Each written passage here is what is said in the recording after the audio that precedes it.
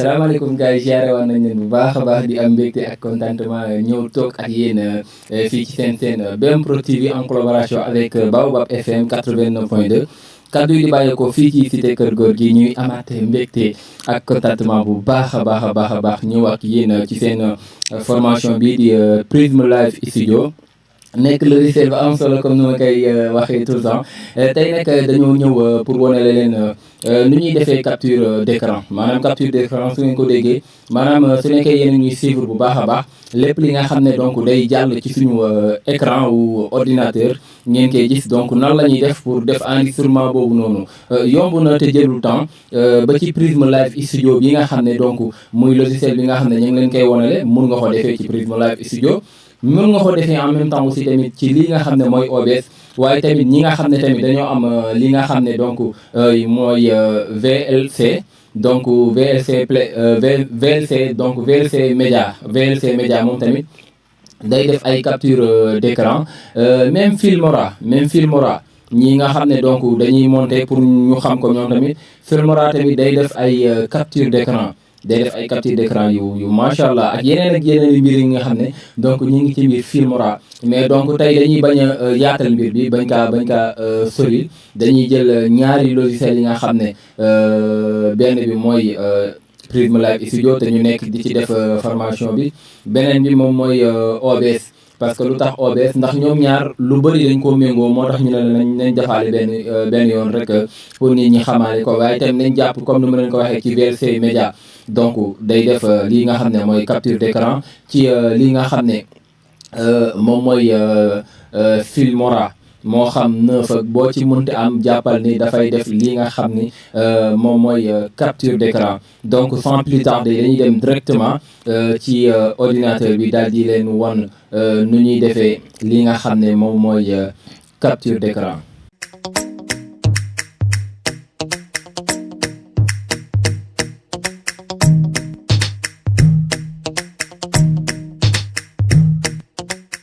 ok gars yi ñu ngi nii donc ci ordinateur bi léegi dañuy njëkkee donc ci OBS ba pare après ñu war leen donc nuñ koy defee aussi tamit ci côté li nga xam ne moom mooy Prism Live Studio donc OBS bi ma ngi nii ubbi nañ ko ba pare soo ko xasee boobu da ngay ñëw fii ci côté source da ngay ñëw ci source soo ñëwee si source nga def clic droit nga ñëw ajouter soo ñëwee ajouter da ngay ñëw fii nga xam ne mooy capture d'écran waaw soo ñëwee ci capture d'écran nga cliquer defaat ok encore ñëwaat fii def ok léegi soo defee ok ma ngi nii day dupliquer affaire bi su ko dupliquer nag jàppal ni soo commencé def sa capture d'écran maanaam soo ko commencé enregistrer day jël lépp li nga xam ne moom moo nekk ci moom mooy jàll ci écran bi daal léegi soo fa jógee nga ñëw fii nga xam ne moom mooy démarrer enregistrement fu ñuy commencé suñu enregistrement ñu bës actuellement commencé naa nag suñu enregistrement ma ngi nii donc dugg naa fii pour ngeen xool actuellement enregistrement bi may def nii ci côté pour ngeen bàyyi ko xel la pour ngeen bàyyi ko xel ci côté OBS laa koy defee léegi xaar ma dugg fenn ma dugg PC maa ngi nii donc voilà dugg naa PC dem ci yenn dossier ok léegi ñu defaat génn gaaw ñu xool donc léegi lu ñu jot a enregistré xaaral léegi damay ñëw arrêté enregistrement bi excuse voilà arrêté naa ko donc léegi dañuy dem ci vidéo pour ñu xool donc lu ñu enregistré nan la mel voilà léegi lu ñu enregistré ci OBS bi donc moom la ñuy xool ni après mu dese ñu nag nu ñuy def nu ñu koy enregistrer aussi tamit ci comment dire ci Prism Live Studio commencé naa nag suñu enregistrement ma ngi nii voilà donc dugg naa fi donc yomb na jëlul temps enregistrement bi dëgg yàlla yomb na pour ngeen bàyyi ko xel jëlul benn ci côté nu ñu koy defee nii ci OBS rek noonu lañ koy defee aussi tamit ci Prism Live Studio pour ñu bàyyi ko xel voilà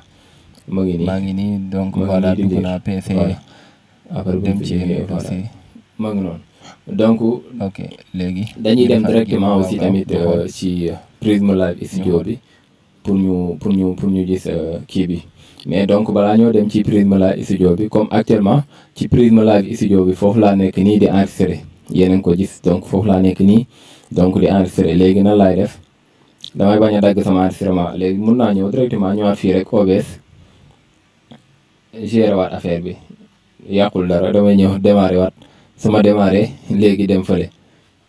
ñu ñëw léegi dañuy ñëw fii nga xam ne moom mooy ci Prism Live Studio. xaar ma stoppé lii won leen donc moom tamit nuñ koy attends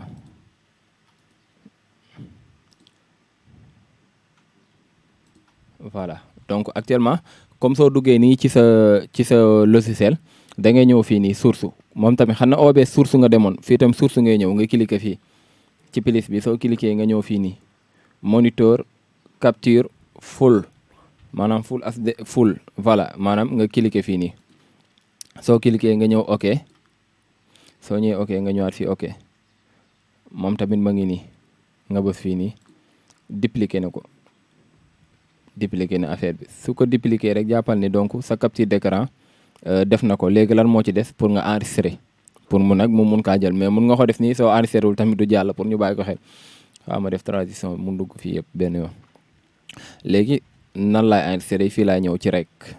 ma bës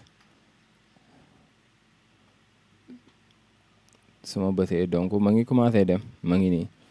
3 4 minutes 6 minutes nangam léegi moom tamit xaar ma dugg feneen pour ngeen gis fan laa war a mën a dem ok xam nga delluwaat fii rek pour ñu xool voilà léegi ci kii bi tamit ma ngi nii dugg naa fii léegi xaar ma génn directement dem woon leen moom tamit voilà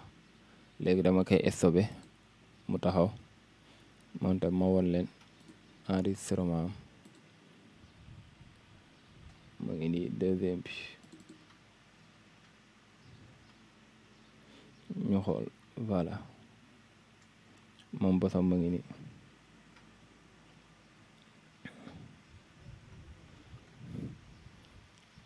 ok ma ngi nii daal yomb na jëlul temps te neex naa def wax dëgg yàlla donc lii lañ leen indiloon tey ci seen formation bi di Prism Live Studio won leen donc nu ñuy defee capture d'écran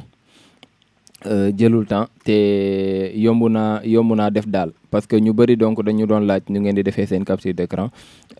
amaana waxoon nañ ko ci yenn ci suñuy vidéo yi nga xam ne moo xam ni yi nga xam ne donc ci si vidéo yi ñu doon def ci 5 vidéo yi comme tey moo nekkoon 6e vidéo ci yenn vidéo yi waxoon nañ ko ci mais wanewuñu woon donc nuñ ko doon defee dañoo waxoon rek ni ak Prism Live Studio bi mun nga ci def say enregistrement capture d'écran même OBS bi mais tey nag donc dafa am ñu ko doon laaj moo tax nag ñu ñëw